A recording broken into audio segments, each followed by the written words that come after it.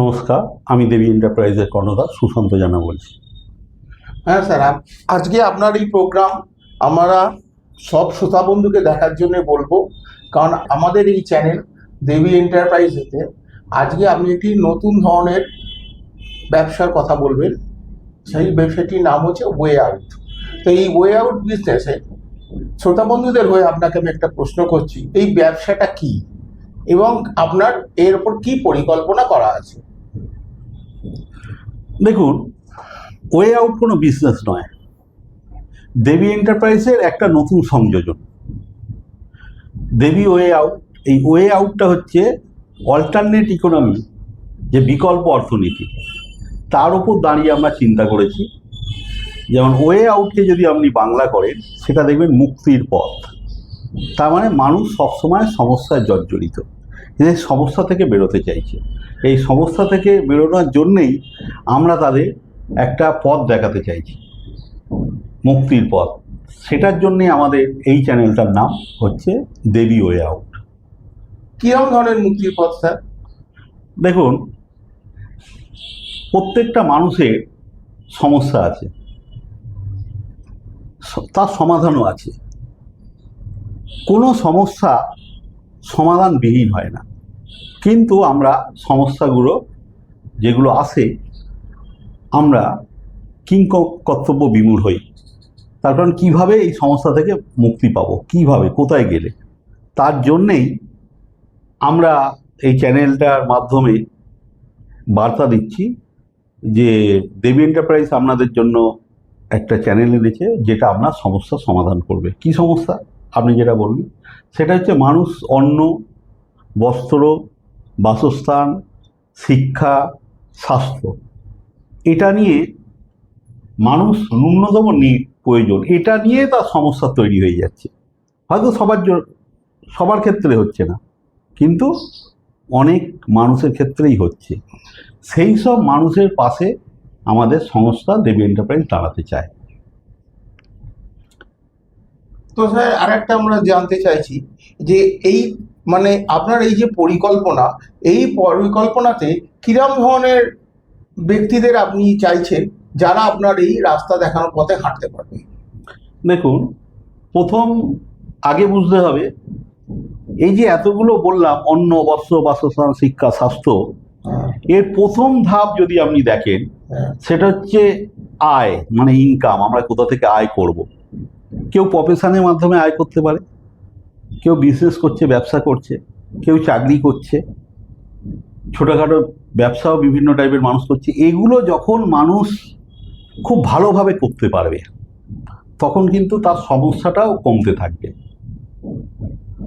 আপনি আয়কে প্রাধান্য দিচ্ছেন আগে? হ্যাঁ, প্রথম আয়কে প্রাধান্য দিতে হবে। তার মানে বেকার সমস্যার উপর আপনাকে প্রধান এবং প্রথম করতে হবে সমাধানটা। এই জন্যে আমরা সারা পশ্চিমবঙ্গে প্রত্যেকটা ব্লকে একজন, ব্লক অনুযায়ী 2জন 3জন ছেলেকে একটা চাকরির ব্যবস্থা করেছি। এই মুহূর্তে শুনলে অবাক হবেন যে চাকরির ব্যবস্থা আমি করেছি, কারণ আমি অনেক চিন্তা ভাবনা করে দেখেছি যে মানুষের প্রথম চাকরির দরকার, মানে ইনকামের দরকার, ব্যবসার দরকার। ব্যবসা করলে পয়সা নেই, তার জন্য আমার দেবী বিজনেস আছে, সেখান থেকে যাদের পয়সা আছে, যারা ব্যবসা করতে পারবে। কিন্তু ন্যূনতম যারা অনেক লড়াই করছে, প্রচুর পরিমাণে লড়াই করে একটা চাকরি খুঁজে বেড়াচ্ছে, তারা পাচ্ছে না। সবাই দ্বারা তো ব্যবসা হয় না, সবাই তো ব্যবসা পারে না। তার জন্যে যারা মোটামুটি, যাদের প্রয়োজন তো প্রত্যেকের আছে, নিজের নিড থাকতে হবে যে হ্যাঁ আমি একটা চাকরি করব, তারা প্রথম যোগাযোগ করবে। বিভিন্ন জায়গায় আমাদের অফিস আছে, মালদা, মুর্শিদাবাদ, বীরভূম, কৃষ্ণনগর, নদিয়া, রানাঘাট, কলকাতা, সমস্ত অফিসের নাম্বার আমাদের স্কলে যাচ্ছে। যারা ওই সমস্ত ডিস্ট্রিক্টের অফিসের দায়িত্বে আছে, তাদের সাথে যোগাযোগ করে নেবেন। যোগাযোগ করে তারা হোয়াটসঅ্যাপে বায়োডাটা পাঠিয়ে দেবে, তারপরে আমরা তাদেরকে ডেকে নেব। আচ্ছা, এটা কি রোজগার প্রথম থেকেই শুরু হচ্ছে না পরে কালের থেকে শুরু হবে? এটা ধরুন আমি আজকে যদি এখানে মানে যোগদান করি, তাহলে আমার রোজগারটা কিভাবে হবে? দেখুন, এটার একটা সিস্টেম আছে, সিস্টেমটা আপনাকে ফলো করতে হবে। প্রথম আমরা 1 বছর তাকে ট্রেনিং পিরিয়ড, মানে টেম্পোরারি পিরিয়ড টেম্পোরারি হিসাবে রাখবো, ট্রেনিং দেবো। আচ্ছা, তবে আমরা যেভাবে কাজটা ট্রেনিং দেবো, যেভাবে তার ভালো লাগবে, কাজটা করতে ভালো লাগবে। তা সেই মুহূর্তে সে কি কিছু পয়সা পাচ্ছে না হ্যাঁ পাচ্ছে না? হ্যাঁ হ্যাঁ। সে প্রথম মাস থেকে পয়সা পাচ্ছে, ট্রেনিং নেওয়ার পর থেকে তার মাইনে ন্যূনতম তাকে একটা দিতে হচ্ছে, যেটা আমরা স্টাইপেন্ড দিচ্ছি। সেটা ধরুন প্রথমে 2,000, তারপরের মাসে হয়তো 4,000, এইভাবে তার 20,000 টাকা আমরা একটা টার্গেটে পৌঁছে যাবে। যেই মুহূর্তে তাদের ওই জায়গাটা 20,000-এ আমরা নিয়ে যাব 1 বছরের মধ্যে, এটা আমাদের টার্গেট।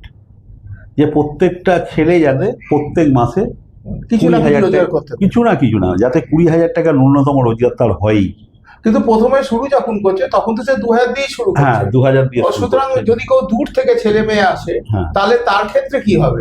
না, তার ক্ষেত্রে তো কাজটা তো এখানে নয়, তার এরিয়ায় বাড়িতে থেকে যে চাকরি হয়, আচ্ছা, ট্রেনে বাসে ঝুলে ঝুলে গিয়ে কলকাতায় হ্যাঁ, তাদের আসতে হবে না, তাদের নিজের এলাকাতেই ঘরে বসে চাকরিটা করতে পারবে, হ্যাঁ। যেটা অবাস্তব, কেউ কখনো ভাবেনি যে ঘরে বসে চাকরি পাওয়া যায়। মানে এক কথায় বলতে গেলে ওয়ার্ক ফ্রম হোম। হ্যাঁ, এবং এর জন্য আমাদের যা গাইডলাইন আছে সেই গাইডলাইন তাকে দেওয়া হবে। এটার জন্য কোনো বয়সের কোনো ব্যাপার নেই।